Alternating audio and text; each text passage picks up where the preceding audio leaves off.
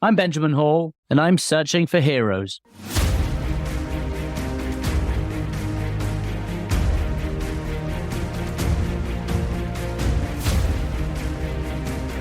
Ladies and gentlemen, it is such a pleasure to be with you today to launch this podcast and try to bring to you some stories of resilience, courage, and bravery.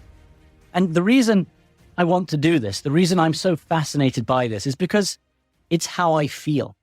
It is the one thing that has stuck to me after the attack in Ukraine last year and throughout my recovery from the injuries. It is the idea of resilience and who has it. And I honestly think that resilience, courage, and bravery, they're not only out there, but they drive us. They make us better. They define the best of us, and they should guide us. They are the backbone of a great nation, of a strong family, and I think we must aim for them all the time, every day. And I know this because of the last 18 months and what happened to me. I was blown up, was torn apart, I almost died. I lost a close friend and others by my side. My whole crew were killed that day, right alongside me. But I found a way through. And I am standing here today stronger because of it. And that is down to one thing. It is down to a collection of people, the heroes around me who saved me, who rebuilt me, who motivated me, who willed me on, who shared their generosity with me, who risked their own lives for me. And I'm reminded by them every single day that courage, resilience, and bravery exist in every corner and in places you hadn't realized, in people you hadn't expected. And that's why I want to bring you this podcast. Now, some of you would have heard the story from me in the past, or you would have read my book. But for those who haven't, I will explain again what happened that day last year in Ukraine, because it is at the very core of what I want to convey. It was March the 14th, 2022, and I was in Ukraine covering the Russian invasion of the country. I'd been there for a couple of weeks, and we knew that the Russians were right around the capital city of Kyiv, and we thought they were moving in. We wanted to do a story one day of the defenses that the city was building. And so our team, myself, my cameraman, Pierre Zakchevsky, our fixer, Sasha Kushinova, and two Ukrainians, we got in a car and we set out for the town of Horenka. And we filmed some great work that day. We filmed the village totally destroyed, flattened to the ground by Russian bombardments. And I remember thinking what a great story we were telling, a clear indication of the brutality of the Russians. At the time, we thought the Russians were about 30, 40 miles away, and we had done our security checks. We knew where we thought they were, and we moved quickly and we moved carefully. We finished filming and we were driving back towards Kyiv itself. The area was totally abandoned, and we came up to a small checkpoint. No one there. And as the car slowed down, we turned to one corner, and out of nowhere came this noise that I've heard so many times in war zones before, the shrill whistle of the missile. And it landed in front of us, maybe 30 feet out of nowhere, a big bang, an explosion. And there was a bit of chaos in the car. Turn around, we said, reverse, reverse. And a second later, the second bomb landed right next to the car, right alongside us. That one blacked me out. And I know I got a lot of the facial injuries from that, shrapnel in the eye, a big piece of shrapnel in my neck. But I was out cold. I think I was close to death. And all I could see was the blackness. And it was all so calm at that point. But right then, right in front of my eyes, I saw my daughter, my 7-year-old daughter, Honor, standing right in front of me, into my mind. And she said to me, in this moment of peace, she said, Daddy, Daddy, you've got to get out of the car. You've got to get out of the car. And she brought me back. I came back and I opened my eyes, and without thinking, I grabbed for the door and I started moving. And I managed to get one foot out of the door. I wasn't sure what was happening. And as soon as I took a step out of the door, the third bomb hit the car itself. That one threw me away. And again, I was knocked out. When I woke up, I was on fire. My right leg was gone, barely hanging on. And I remember rolling around to try and put the flames out all over my body. My left foot had largely been taken off. Thumb was hanging off. My hand almost destroyed. And I was just lying there, trying to figure out how badly injured I was. Alongside me was Pierre, our cameraman. And immediately I said, Pierre, Pierre. And he just said, don't move, Russian drones, Russian drones. So I lay there for a little bit looking at myself. And again, after a while, I said, I've got to go, Pierre. Got to go, I'm badly injured. Don't move, he said, don't move. Pierre saved my life that day. He got out of the car before I did, and had he not gotten out of that car, I would have been stuck in that car. I wouldn't have made it. So we lay together, and after a while, out of nowhere, a car came past. Now, it didn't see me, and I was waving and shouting at it, but it just kept going past our car that was still burning, and it disappeared. The only car, I said. Could get no cell phone reception. Couldn't contact anyone. No one knew we'd been hit. It was just a broken team, myself badly injured, Pierre lying next to me. And I remember saying to Pierre, I said, it doesn't matter how injured I am. It doesn't matter if they're Russians. I've got to go. And what I could think of with my daughters. And I said to myself, I'm going home no matter what it takes. I will crawl myself. And I started to do that. Started to pull myself up towards the road, back up. And amazingly, that car that had passed earlier had some engine problems down the road. It turned around. About 10 minutes later, it came back. And after about 40 minutes of waiting there, trying to figure out life and death and all the thoughts. And I will go into those thoughts later. But that car came back again, and I threw some rocks at it, and I waved and I shouted at it, and it came, and they picked me up. But that was what happened that day, and it led to an incredible story of recovery and resilience and the evacuation itself. What I later found out was that Pierre had died while he was lying there next to me. He'd bled out. I didn't find that out till later. But I do look back and I remember that day he definitely saved me. But then began a big process to evacuate me. Fox found out eventually, and Jennifer Griffin was sitting in DC at the Pentagon when she heard. And all they knew was that the Fox News team had been hit, and could they find us? Who was alive? Who was dead? Eventually reports came in that one person had survived, but the rest had died. But immediately Jen picked up the phone and called Sarah Verrado, who founded an incredible charity called Save Our Allies.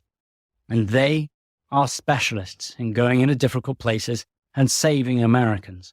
They were in Afghanistan when Afghanistan fell, and they went in and saved many lives there. And as soon as Sarah Verrado got the story, and Jen Griffin asked if they had team people, she said, we have the best team. And so began this evacuation to get into Ukraine and find me. Nobody knew where I was. I was in, at first, a small little Ukrainian military hospital. This team of veterans set off in 2 beaten-up old ambulances right into the war zone, right to the front lines to come and find me, to risk their own lives. And again, we will speak to some of those people as well, incredible heroes, people who have won numerous medals. But they found their way in, they found me, and they managed to get me out right through some of the worst of the lines, through Ukrainian checkpoints, being searched at every point. Now, in the end, we got out with the Polish Prime Minister. He was on the first secret mission to see Zelensky. We couldn't get out safely. I had a big matchbox-sized piece of shrapnel in my neck. They couldn't drive me out. They couldn't fly me out. But if we could break through the curfew in the middle of the night, and if we could get to the Polish Prime Minister's train, we would be evacuated with him. And that is amazingly what happened. And I'll go into some more details of that incredible story later on. But that got me out. And I had a 10-hour train journey, which was perhaps the hardest part of my life. No pain meds at that point. And I just remember thinking, if you can get through this, you can get through anything. And it wasn't just about surviving the attack. It was about finding the courage to put my life together again, to realize that there was another level of strength inside me.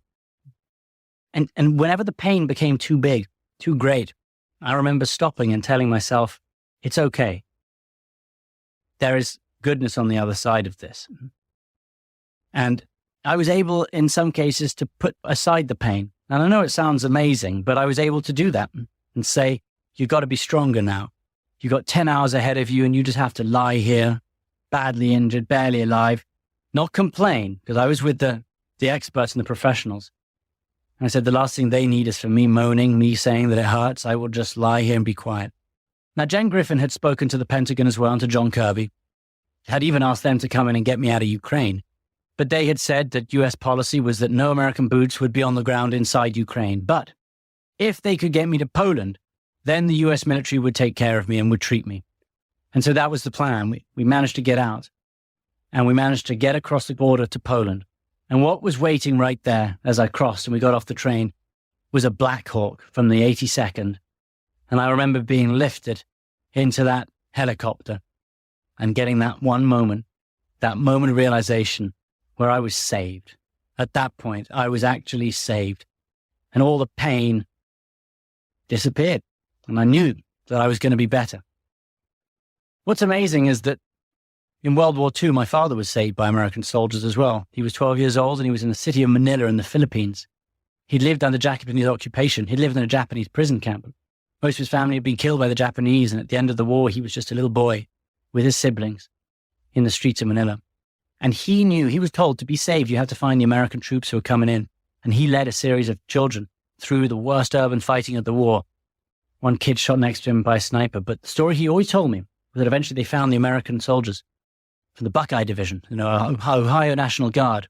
And he ran down this one road in the middle of this war zone at the age of 12. And he was picked up by an American GI, and he was saved that day. Saved by the Americans around the world in the same way that I was saved by Americans around the world. It runs in our family. He ended up going to the US. He went to Stanford, and he signed up and served in Korea at the end of the war because he was so proud. He wanted to be an American, and that was the way of doing so. So the amount of pride I have of being an American myself, despite the accent, because I may sound English, but I was born and raised as a proud American. We'll be back in a moment with Searching for Heroes. The stories from now on are of the most incredible Americans, the ones that make our country so strong, so great. I suppose there were a couple of times when I was evacuated from Ukraine, terribly injured, when I didn't have much to go on, and it was these people who came around and helped me. Now, throughout this podcast, we will be talking sometimes about difficult experiences and some tough challenges in life, and what some of my guests managed to beat back.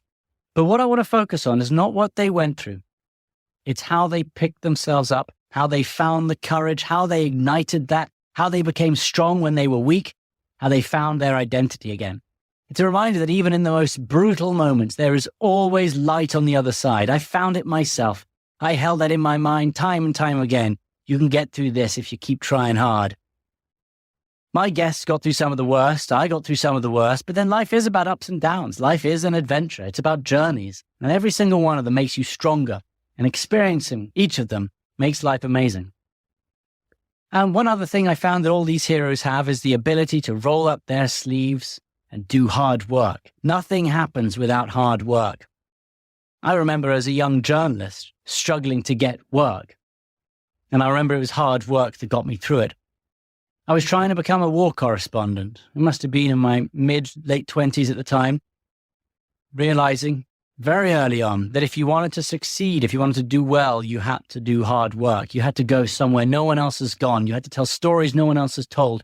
You have to go and find people no one else has met. You have to stay longer than another journalist. You have to go earlier than other journalists. And that's what I did. Me and a photographer called Rick Findler worked together for many years, but we just kept doing it. We crossed rivers up to our necks in water in the middle of the night in Syria to get deep behind enemy lines. We lived in caves with rebels. We bartered ourselves onto a weapons shipment boat in Libya, illegal, I will add. We embedded with Ugandan special forces in Somalia. Remember, I rowed a rowing boat through a storm in Haiti, rode horses in Afghanistan.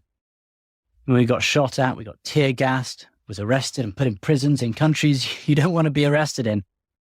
But I don't know, it was hard work, and it was about trying to become the best journalist I could. And I was trying to experience perhaps what I'm trying to convey now, the ups and downs of life. That's what I found most amazing about being a journalist. And so it was amazing that what happened to me was like one of the stories that I've been telling for so many years. So what I'm talking about is that. It's about these incredible people who have found that strength, those who have turned something negative into something good, who have helped others because of the horror that they saw themselves. Now, one of the things that is so interesting, one of the things that I have learned in the last 18 months is that people who go through the terrible events, injuries like mine or others, they go in two directions afterwards. You know, I met many people with injuries just like mine. And people either go in the positive direction where they think that life is amazing and optimistic and they can get through anything, or they go in the negative. They lose their identity. They lose their will to live. And I have been desperate to find out what is it that makes the positive ones positive and the negative ones negative. What is it that gives some people resilience? What is it that gives some people the ability to be up against a wall with nowhere to go, but find another level of strength? And then to say, come on, we've got this. We'll do it together. I've asked every single doctor who has treated me, and there are dozens over the last year and a half. And it's amazing. They all seem to say the same thing. They don't have an answer. They don't know what makes some people resilient and others don't. They don't know if it is from birth or from their upbringing, nature, or nurture. But what they do say, one thing that makes people get through it so well is a strong and close-knit family. Those surrounded by family often pull through, when those that don't often falter. And I will talk about this in the podcast as well. I was lucky, I was blessed that I found an incredible wife, had incredible children, and they were around me, and they were the driving force. My wife, Alicia, my daughter's hero, Iris and Honor, they saved me that day in Ukraine. They pulled me back and kept me alive, and they give me more life, more joy, more reason to live every single day. So I'm a very, very lucky man. Now, there is, of course, journalism. A lot of journalism that will be in this podcast. And with that in mind, I have to say that there will be times where we will have some guests who will be in politics. And I think at that point, we will have to do what a journalist does, and we will have to ask them how they feel, where they stand. Is something right? Is it wrong? And so we'll be having to look at that to see if that kind of resilience can be switched to politicians as well, and perhaps then holding them to account. I think it's important to talk about people's recovery. And so I will tell you a little bit about myself. I was amazingly lucky to be treated inside US military medicine. And when I was first taken out of Ukraine, I was taken to Landstuhl in Germany, where I was treated for 10 days. And that was where they kept me alive. And then after that, I was taken down to the Brooke Army Medical Center in San Antonio, Texas, an incredible hospital surrounded by incredible military doctors, physios, nurses. And what they did was that they built me back up, and they told me that I could get through almost anything. And what is amazing is that they had treated other people who had injuries just like mine. They had spent 20 years treating the injured from Afghanistan and Iraq. And so I went into the center as well, Center for the Intrepid, and I was surrounded by other people who had been injured like I'd been injured. And that gives you a lot of force as well. I remember at first being in the ICU, lying down. I couldn't move at all. And I was just in bed really for the first 6 weeks, couple of months. Just slowly starting to be able to move your limbs again, move a little bit, move a centimeter here, move there. And eventually they asked if I wanted to start learning to walk. And that was the one plan I had. The one thing I wanted to do is if I can walk, then I can go home again. And it is the people there at the hospital that I also want to speak about. They really have gone through some of the things and they've come out the other side and they've done amazing things. And they should be our inspiration in the world. I think there's something else that I need to add as well. It's important to say that sometimes there are some things that you can't come back from. You can't necessarily recover from all the way. And I think amongst them is perhaps the loss of people, loss of friends, loss of family. And of course, back in Ukraine, I lost colleagues around me, Pierre, Sasha, and 2 Ukrainians. Those were the 4 that died. And there is no coming back from that. That is perhaps a different kind of tragedy to what happened to me. But I know 100% that if we could speak to them, if I could speak to Pierre, who was someone I traveled all over the world with so many times, we were in trenches, we were in wars, felt like brothers. And I know if I could speak to them and speak to Pierre, he would say, go and live your life. Go and do great things. Keep doing what you always did and keep loving it. He would say, keep continuing your job. Don't stop because of what happened to you. Keep smiling. He had the biggest smile on his face, Pierre, every single day. Because he would say, that's what the world is about. So I know they would want us to keep doing that too. And so yes, loss is something, but again, it's something that you can get through. They would want us to move forward, and we will do so in their name. Something good that we do in the name of this podcast, I think something good we will try to do is remembering their names as well, so that there was a purpose. And I think it should make us better people, focus us a little bit more. War, sadly, is something that we will also talk about. We've seen what's been happening in Israel lately, and I've spoken to some of the family members of the hostages who are being held inside Gaza. And it's difficult to talk to them about resilience right now because they are still right in the middle of it. But we will talk to some of them as well and see how they are coping with it too. But what I find about conflict, and I've covered wars for 15 years, is it's another reminder of the ups and downs of life. Because, look, I started off covering wars because I wanted an adventure. That's the truth of it. I wanted to go out there. I wanted to see the best of the world and the worst of the world. And I really wanted to experience life. I wanted to see things that I hadn't seen before. And I've never denied doing that. I absolutely loved the rush at the beginning, getting somewhere new, going into places you're not supposed to be. And what starts to happen, however, is you start to see the stories of the people who you are talking about. And they can be terrible and sad, but they can also be just equally amazing and brave and courageous. And I would say that I have seen more incredible resilience and strength in war than I have out of it. And again, it's a reminder that I hope we will focus on in this podcast, that no matter how bad it is, you have to find a way through. I mean, I think back often to a time in Libya. I remember seeing a mother crying over the dead bodies of her 5 children who were laid out at her feet, including a toddler, while the shelling continued to demolish the city Misrata around us. And I remember the rebel fighter being injured by shrapnel. He was gripping to life. His eyes were searching all around, and he was realizing that he was gone. Just in those last few moments, I saw that in his eyes, and then he died soon afterwards. So I think I've seen many of these things, but what I remember are the positive sides. That's what war is about as well. It's about trying to stop the bad and find the good. Many of the people I speak to will be veterans, and we will share our own experiences with conflict as well. I spent some time also with some Yazidi girls who were taken hostage by ISIS. They were made slaves. We were with a family when they brought one of them back from ISIS. They had managed to buy them their daughter back. And we were there as she crossed at night from Syria to Iraq. She'd been away for a few years, and they hugged her parents for the first time. And there, in that moment, was one of incredible happiness and one of great sadness, all at the same time. And I was hit by this feeling of the two most extreme sentiments at once. So that's what this podcast is also about. It's about balancing how you feel and how my guests balance how they feel. And I suppose that's the beauty about life. And I remember recovering in hospital every day. I thought to myself, all right, let's do more today than we did yesterday.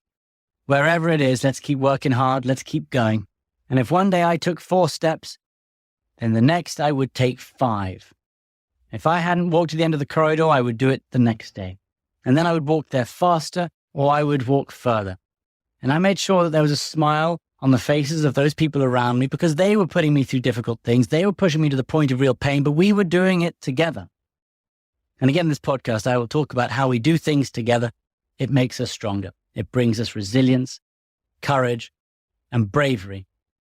And I suppose my podcast is a tribute to all of them. And I hope that this podcast brings into your life some of their strengths, perhaps shows you some of their weaknesses. But either way, I hope that it makes you realize that life is a wonderful place despite the ups and the downs. And we'll get through it with a smile on our face.